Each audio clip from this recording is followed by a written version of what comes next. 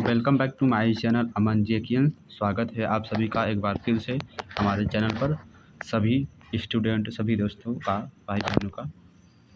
तो यदि आप बीए के एग्ज़ाम की प्रिपरेशन कर रहे हैं तो हमारे चैनल पर जुड़ जाइए और इस वीडियो को ज़्यादा से ज़्यादा शेयर करें। यह वीडियो आपके बीए सेकेंड सेमेस्टर राजनीतिक विज्ञान यानी पॉलिटिकल साइंस के लिए महत्वपूर्ण है। इसमें आपको बताया जाएगा कैसे प्रश्न को लिखना है, किस तरह से आंसर आएगा, इसी में से आंसर आएगा या कहीं और से आएगा, सब बताया जाएगा। ये इस समय यह दीर्घ उत्तरीय प्रश्न है। उसके पहले हमने 2-3 वीडियो बनाए हैं, जाकर उनको देखिए। चलिए, तो शायद हमने क्वेश्चन नंबर 10 तक कराया था, यानी पीडीएफ का 35 नंबर था।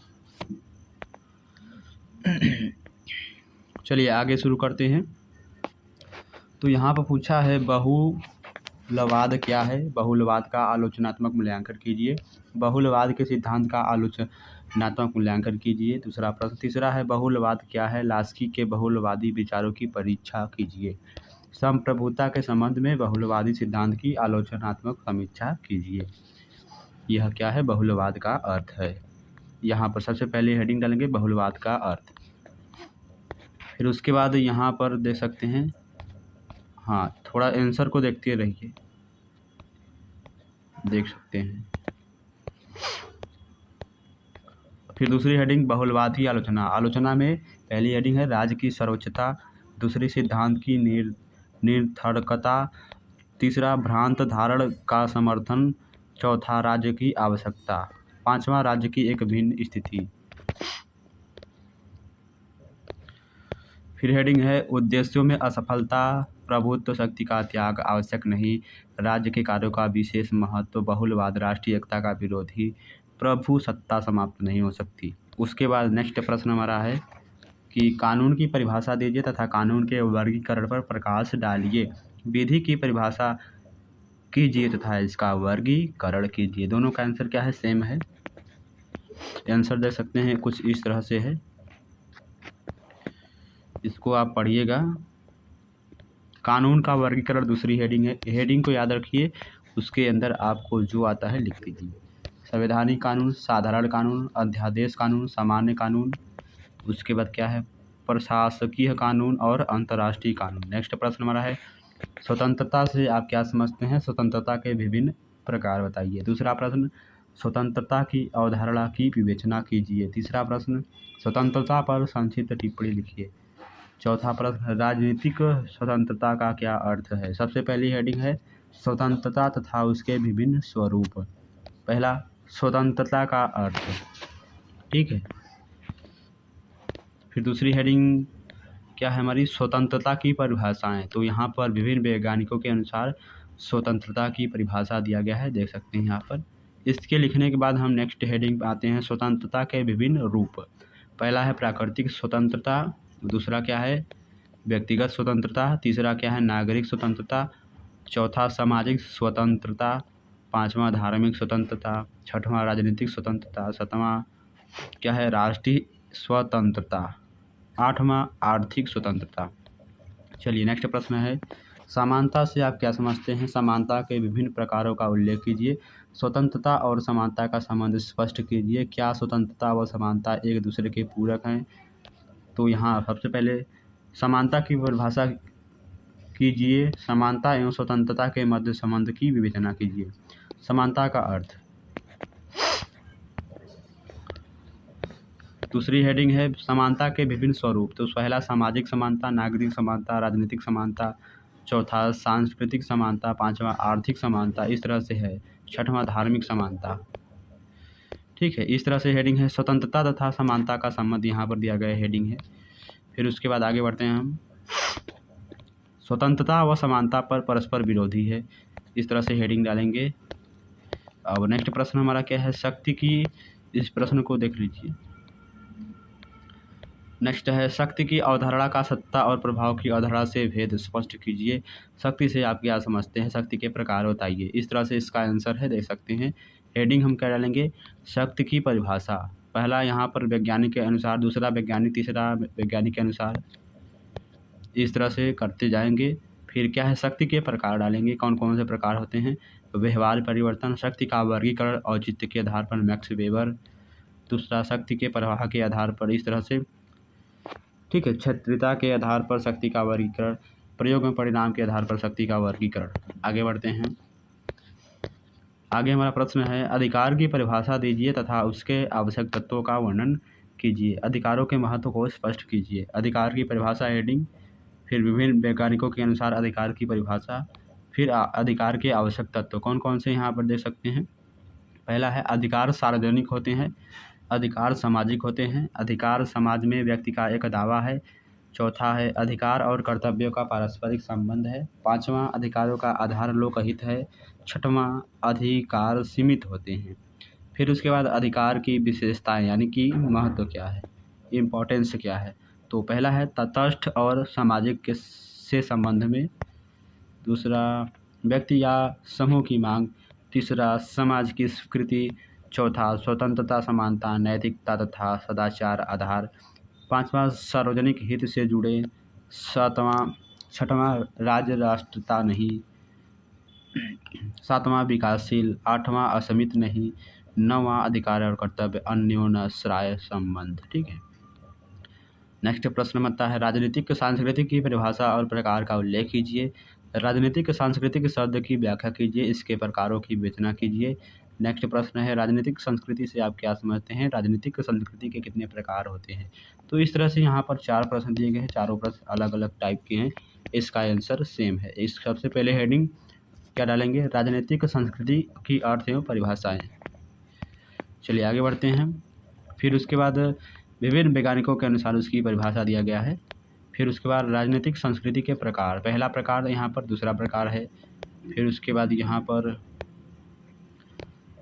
तीसरा प्रकार, चौथा प्रकार है। गति के आधार पर वर्गीकरण किया गया है। विचारवादों के आधार पर वर्गीकरण किया है। सर्वांग समता के आधार पर वर्गीकरण वाइसमेन के द्वारा यहाँ पर दे सकते हैं। यहाँ पर राज्य संस्कृति के प्रकार, मिश्रित संस्कृति, पहला है संकुचित यानी प्रोकियल 1+2, प्रभावजाबी सब्जेक्ट यानी 2+3, सहभागी यानी पार्टिसिपेंट 3+1। ठीक है। इस तरह से देखिए यहाँ पर सातवां, विकास के आधार पर वर्गीकरण। आठवां भी देख लीजिए यहाँ पर, इस तरह से इसका उत्तर दिया गया है, आप इसे लिख सकते हैं एग्जाम में, ये उसी का उत्तर है, देख सकते हैं।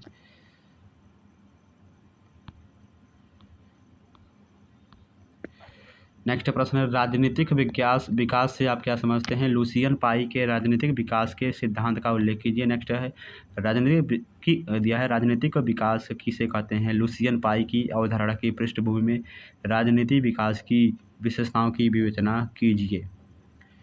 इस तरह से देखिए 2 प्रश्न दिया गया है, दोनों अलग अलग प्रश्न है, पूछने का तरीका अलग है, लेकिन आंसर क्या है, सेम है। देख सकते हैं, एक मार्गीय सिद्धांत, बहुमार्गीय दृष्टिकोण, यहाँ पर विभिन्न वैज्ञानिकों के अनुसार यहाँ पर परिभाषा दिया गया है। विवेकीकरण, राष्ट्रवाद का राष्ट्रीय एकीकरण, जनतंत्र, गत्यात्मकता। फिर उसके बाद हेडिंग है, राजनीतिक विकास का लुसियन पाई का सिद्धांत, यहाँ पर दिया गया है। लुसियन पाई का सिद्धांत पहला क्या है, समानता का सिद्धांत। दूसरा, विभिन्नीकरण। तीसरा, क्षमता। नेक्स्ट प्रश्न है, आदर्शवाद के मूल सिद्धांतों का परीक्षण कीजिए। तो कैसे करेंगे, सबसे पहले हेडिंग आदर्शवाद का आशय। ठीक है। उसके बाद आदर्शवाद के प्रमुख सिद्धांत यानी प्रिंसिपल क्या है, इसका क्या सिद्धांत है।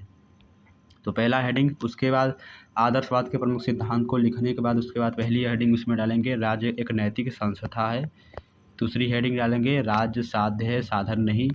तीसरी, राज्य का अपना लक्ष्य तथा व्यक्तित्व होता है। चौथा, राज्य सामान्य इच्छा का प्रतिनिधित्व करता है। ठीक है। पांचवा, राज्य आंतरिक और बाह्य दृष्टि से सर्वशक्तिमान है। छठवां, राज्य का आधार बल नहीं इच्छा है। आगे बढ़ते हैं हम। सातवां, मानव स्वतंत्रता के राज्य के आज्ञा पालन में निहित है। आठवां, राज्य अधिकारों का जन्मदाता है। 9वां व्यक्ति और राज्य में कोई विरोध नहीं है। 10वां राजनीतिक और नैतिक कर्तव्यों में कोई अंतर नहीं है। इस तरह से इसका आंसर ले सकते हैं। अब नेक्स्ट प्रश्न हमारा दिया गया है क्या कि व्यक्तिवाद के मूल सिद्धांतों की विवेचना कीजिए। व्यक्तिवाद के क्या अभिप्राय हैं? व्यक्तिवाद के आधारभूत सिद्धांतों का आलोचनात्मक उल्लेख कीजिए। व्यक्तिवाद हेडिंग डालेंगे, व्यक्तिवाद का अर्थ यहाँ पर डालेंगे, इस तरह से लिखा जाएगा। और जो आपका पेपर होगा यह यानी कि 75 नंबर का पेपर होगा, विभिन्न नंबरों में बांटा जाएगा, अति लघु, लघु और दीर्घ। दीर्घ जो है वह 500 शब्दों में होगा, जो कि एक प्रश्न 10 या 20 नंबर का होगा और 5 प्रश्न करना होता है। इस तरह से व्यक्तिवाद के प्रमुख सिद्धांत, तो यहाँ पर सिद्धांत पहला दिया है, दूसरा सिद्धांत दिया गया है, तीसरा सिद्धांत यहाँ पर दिया गया है, चौथा व्यक्ति की सत्ता की स्वीकृति, पांचवां व्यक्तित्व स्वतंत्रता का रक्षक, सरकार के हस्तक्षेप का विरोध, योग्यता को महत्व, आठवां राज्य एक कृत्रिम संस्था है। इस तरह से लिखेंगे, देख सकते हैं यहाँ पर, एक बार देखिए। नेक्स्ट है समाजवाद से आप क्या समझते हैं? समाजवाद की प्रमुख विशेषताओं पर प्रकाश डालिए, अथवा समाजवादी सिद्धांत के अनुसार राज्य के कार्यों की व्याख्या कीजिए, उसके बारे में लिखेंगे। लिखने के बाद देखिए 500 शब्दों में लिखने के बाद उसके बाद हम लिखेंगे समाजवाद के प्रधान लक्षण, यानी उसका लक्षण क्या है। ठीक है, चलिए आगे बढ़ते हैं हम। और हमारे चैनल पर आपको बहुत सभी तरह की वीडियो मिल जाएंगे। यदि आप कंप्यूटर एग्ज़ाम की तैयारी कर रहे हैं या CCC या ओ लेवल की एग्ज़ाम तैयारी कर रहे हैं तो उन सभी का भी वीडियो उपलब्ध है, प्लेलिस्ट में जाकर देखिए, आपको वहाँ पर मिल जाएगा। और शॉर्ट में हमने कंप्यूटर के वीडियो बनाए हैं, उनको भी देखिए। साम्राज्यवाद किसे कहते हैं? साम्राज्यवाद की विशेषताओं पर प्रकाश डालिए, या साम्राज्यवाद क्या है, साम्राज्यवाद के संबंध में मार्केंथाउ के विचारों का विवेचन कीजिए। तो पहला हेडिंग है साम्राज्यवाद, यानी अर्थ तथा परिभाषा। यहाँ पर साम्राज्यवाद का शब्द का प्रयोग बहुत विशाल, अस्पष्ट तथा मनमाने तरीके से किया जाता है, जिसे इसे परिभाषित करने का काम कठिन होता है। आगे बढ़ते हैं हम। फिर नेक्स्ट हेडिंग है हमारा साम्राज्यवाद की परिभाषाएं। तो विभिन्न वैज्ञानिकों के अनुसार साम्राज्यवाद की परिभाषाएं यहाँ पर दिया गया है, देख सकते हैं। आगे हेडिंग है, फिर हेडिंग है नेक्स्ट हेडिंग है साम्राज्यवाद की विशेषताएं। उसके बाद विशेषताएं लिखने के बाद हमारी अगली हेडिंग नहीं है इस यहाँ पर। तो अगला क्वेश्चन क्या है? राष्ट्रवाद किसे कहते हैं? इंपॉर्टेंट प्रश्न है। राष्ट्रवाद किसे कहते हैं? राष्ट्रवाद के प्रमुख तत्वों का वर्णन कीजिए। पहला हेडिंग राष्ट्रवाद का अर्थ। तो क्या है यहाँ पर? राष्ट्रवाद का अर्थ राष्ट्र के प्रति निष्ठा, उसकी प्रगति और उसके प्रति सभी नियम आदर्शों को बनाए रखने का सिद्धांत। डॉक्टर हेडगेवार ने कहा है कि किसी एक विशिष्ट भूभाग में लोग केवल रहते हैं, इसीलिए राष्ट्र नहीं बनता है। उसके लिए तो भूभाग के अंदर सदियों से रहते हुए उसके साथ एक गतात्मक भावात्मक संबंध स्थापित होना पड़ता है। इसके आगे आप पढ़िएगा। अब राष्ट्रवाद की परिभाषा यहाँ पर दिया गया है, तो यहाँ पर चलिए थोड़ा सा पढ़ते हैं। राष्ट्रवाद की परिभाषा विभिन्न महापुरुषों द्वारा दिया गया है। तो महात्मा गांधी ने इस व्यापक प्रेम को ही राष्ट्र धर्म माना है। राष्ट्र एवं राष्ट्रवाद की परिकल्पना में गांधी जी ने धर्म, दर्शन और अध्यात्म का जैसा समीक्षण किया है, वैसा 20वीं शताब्दी के किसी अन्य विचारक ने नहीं किया है। और कम से कम गांधी जी पहले तो मिलता ही नहीं, भारत सारी दुनिया से विद विचार लेने को आज भी तैयार रहता है। भारतवासी आज भी नदियों को प्रणाम करते हैं। आगे बढ़ते हैं। विभिन्न वैज्ञानिकों के अनुसार है, विचारकों के अनुसार यहाँ पर आदर्शवाद की परिभाषा दिया गया है, राष्ट्रवाद की परिभाषा, सॉरी। चलिए आगे बढ़ते हैं।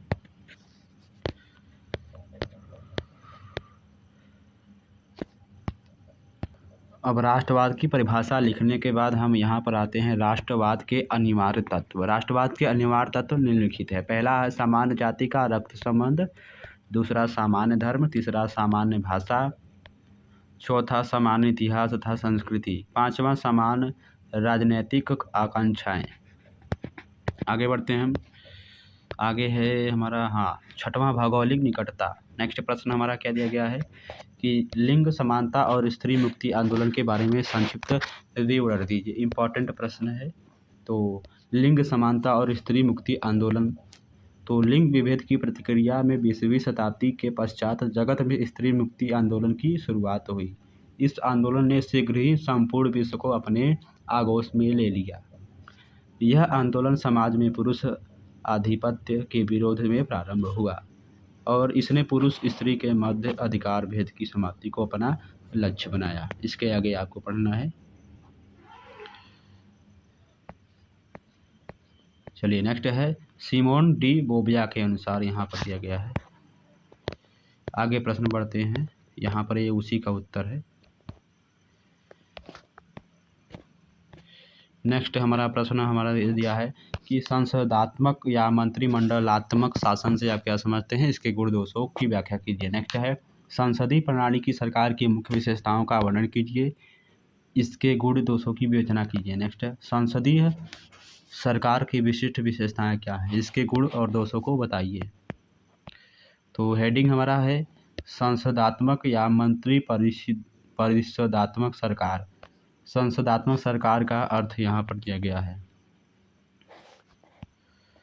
हेडिंग है। उसके बाद हम क्या डालेंगे, उसके बारे में लिखने के बाद यहाँ पर संसदीय शासन की विशेषताएं। पहली विशेषता क्या है हमारी, कार्यपालिका के दो रूप। दूसरा राज्य का संवैधानिक प्रधान। और तीसरा कार्यपालिका एवं व्यवस्थापिका का घनिष्ठ संबंध।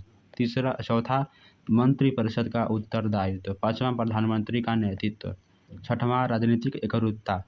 सातवां मंत्रिपरिषद की बैठकों की गोपनीयता। आगे बढ़ते हैं।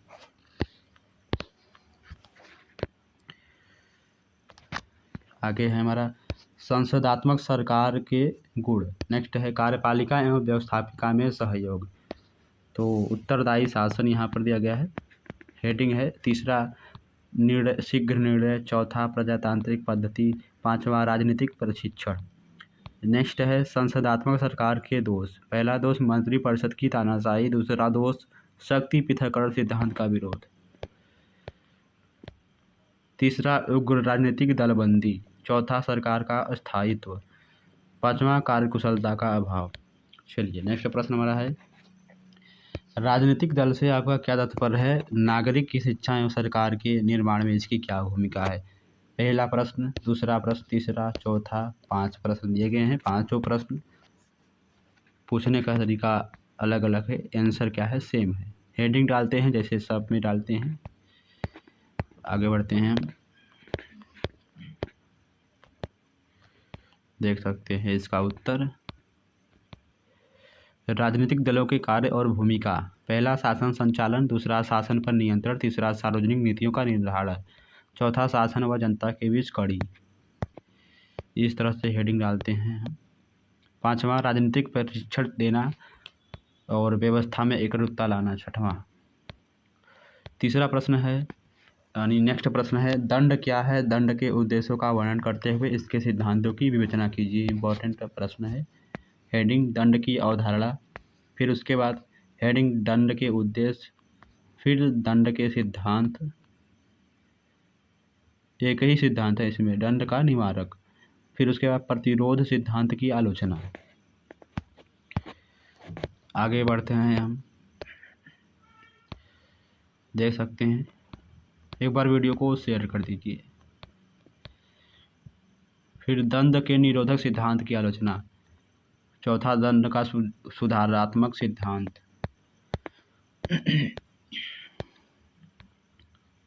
दंड के सुधारात्मक सिद्धांत की आलोचना। नेक्स्ट प्रश्न हमारा है दबाव समूहों से क्या अभिप्राय है, इनके महत्व, प्रकार, वर्गीकरण पर प्रकाश डालिए। नेक्स्ट है दबाव समूह की भूमिका और महत्व की विवेचना कीजिए। दबाव समूह से आप क्या समझते हैं, दबाव समूह की भूमिका की विवेचना कीजिए। चलिए आगे बढ़ते हैं हम। दबाव समूह के प्रकार यहाँ पर दिया गया है। आपसे क्वेश्चन में पूछ सकता है कि दबाव समूह के कितने प्रकार होते हैं, तो आप कितने बताएंगे। लघु में भी पूछ सकता है, अति में भी। पहला है राजनीतिक दबाव समूह। दूसरा क्या है हमारा आर्थिक दबाव समूह। तीसरा क्या है हमारा सांप्रदायिक दबाव समूह। चौथा क्षेत्रीय दबाव समूह। पांचवा भाषाई दबाव समूह। छठवां जातिगत दबाव समूह। नैतिक दबाव समूह। वैचारिक दबाव समूह। विदेशी दबाव समूह। और क्या है, हाँ तो कितने हैं? 9। दबाव समूह कितने प्रकार के होते हैं? 9 प्रकार के। अब दबाव समूह का यहाँ पर महत्व दिया गया है।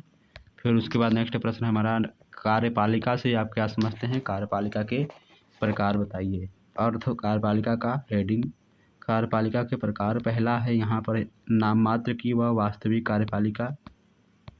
दूसरा एकल और बहुलक कार्यपालिका। तीसरा है एकल कार्यपालिका ना, बहुलक कार्यपालिका।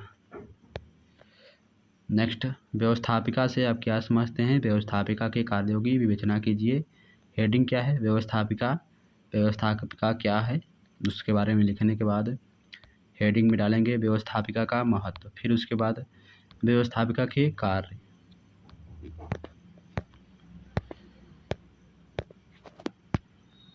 व्यवस्थापिका के कार्य में पहला है कानून का निर्माण संबंधी कार्य। दूसरा संविधान संशोधन का कार्य। तीसरा विमर्शात्मक कार्य। चौथा आर्थिक कार्य। पांचवा प्रशासन संबंधी कार्य। छठवां न्याय संबंधी कार्य। सातवां निर्वाचन संबंधी कार्य। ठीक है, अब आगे बढ़ हमारा प्रश्न है, न्यायपालिका से आप क्या समझते हैं? न्यायपालिका के कार्यों की विस्तृत विवेचना कीजिए, या फिर न्यायपालिका के विभिन्न कार्यों का वर्णन कीजिए, या फिर न्यायपालिका के गठन व कार्यों का विवेचन कीजिए, या फिर लोकतंत्र में स्वतंत्र न्यायपालिका के संगठन, कार्य एवं महत्व पर प्रकाश डालिए। आगे बढ़ते हैं हम, न्यायपालिका का अर्थ और महत्व। फिर नेक्स्ट हेडिंग है न्यायपालिका के कार्य। पहला कार्य अभियोगों के निर्णय। दूसरा मूल अधिकारों की रक्षा। तीसरा संविधान की रक्षा। नेक्स्ट है विधि निर्माण संबंधी कार्य। पांचवा परामर्श देना। छठवां संघात्मक व्यवस्था की रक्षा। सातवां विविध कार्य। नेक्स्ट प्रश्न है, इम्पॉर्टेंट प्रश्न है, वेरी वेरी इम्पॉर्टेंट।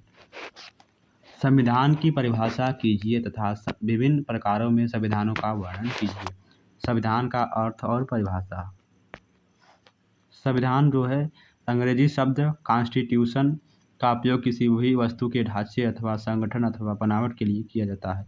अतः राज्य के संदर्भ में इस शब्द का उपयोग राज्य के ढांचे या संगठन के लिए है, संगठन के लिए है। दूसरे शब्दों में राज्य के संविधान में राज्य की सरकार के विभिन्न अंगों, उनके संगठन से संबंधित बातों, उनकी शक्तियों एवं राज्य की जनता के अधिकारों का उल्लेख रहता है। अब विभिन्न वैज्ञानिकों के अनुसार संविधान की परिभाषा और अर्थ यहाँ पर दिया गया है। अब फिर हेडिंग के बाद विकसित और निर्मित संविधान, ए नंबर। दूसरा क्या है? लिखित और अलिखित संविधान। तो चलिए आइए जानते हैं थोड़ा सा हम। लिखित संविधान उसे कहते हैं जिसमें सरकार के संगठन के आधारभूत सिद्धांत पूर्णतः अथवा अधिकतर लेखबद्ध हो, यानी लिखावट वाला हो, लिखने का कार्य हो। ऐसा संविधान निश्चित रूप से निर्मित होता है। लिखित संविधान एक संविधान सभा अथवा आयोग द्वारा स्वीकृत किया जाता है। इसके आगे आपको पढ़ना है,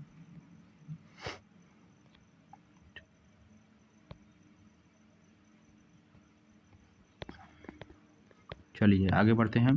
परिवर्तनशील और अपरिवर्तनशील संविधान यहाँ पर दिया गया है। नेक्स्ट हेडिंग है हमारा परिवर्तनशील अथवा लचीला संविधान। नेक्स्ट हेडिंग अपरिवर्तनशील अथवा कठोर संविधान। नेक्स्ट अमेरिका का संविधान अपरिवर्तनशील है। तो यहाँ पर आपसे अति लघु में पूछेगा अमेरिका का संविधान कैसा है, तो अमेरिका का संविधान अपरिवर्तनशील है। नेक्स्ट प्रश्न है समग्र दिया है समग्राधिकारवाद। क्या दिया गया है? समग्राधिकारवाद से आप क्या समझते हैं? समग्राधिकारवाद की विशेषताओं की विवेचना कीजिए। हेडिंग क्या हमारी? समग्राधिकारवाद, सर्वाधिकारवाद। सर्वाधिकारवाद का अर्थ यहाँ पर पूछा गया है। फिर हेडिंग डालेंगे, यहाँ पर लिखने के बाद हेडिंग क्या है हमारी? समग्राधिकारवादी राज्य का आधुनिक संस्करण। उसके बाद हेडिंग क्या है? समग्राधिकारवादी राज्य की विशेषताएं। उसके बाद हेडिंग क्या है हमारी? नहीं है हेडिंग। नेक्स्ट प्रश्न हमारा दिया है 13 नंबर में कि उत्तर आधुनिकता किसे कहते हैं, इसकी विशेषताओं की विवेचना कीजिए। नेक्स्ट है आधुनिकता के अर्थ एवं परिभाषा एवं विशेषताओं पर प्रकाश डालिए। दिया गया है नेक्स्ट प्रश्न है उत्तर आधुनिकता अर्थ और परिभाषा। पहली हेडिंग है। पहली हेडिंग के अंतर्गत पहला है जिम मैकगुगन यानी विभिन्न वैज्ञानिकों के अनुसार आधुनिकता की परिभाषा यहाँ पर दिया गया है।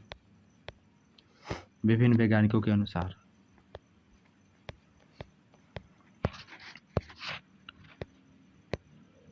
यहाँ पर देख सकते हैं। फिर उसके बाद उत्तर आधुनिकता के लक्षण अथवा विशेषताएं। पहला क्या है उत्तर आधुनिकतावाद की संस्कृति।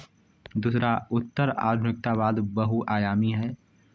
फिर यहाँ पर तीसरा दिया गया है क्या उत्तर आधुनिकतावादी यानी तीसरा पर दिया गया है जिसको पढ़िए गया यहाँ पर देख सकते हैं। चौथा, पाँचवा, छठवां, सातवां, आठवां, नौवां, 10वां, 11वां ये सभी आपको पढ़ने हैं।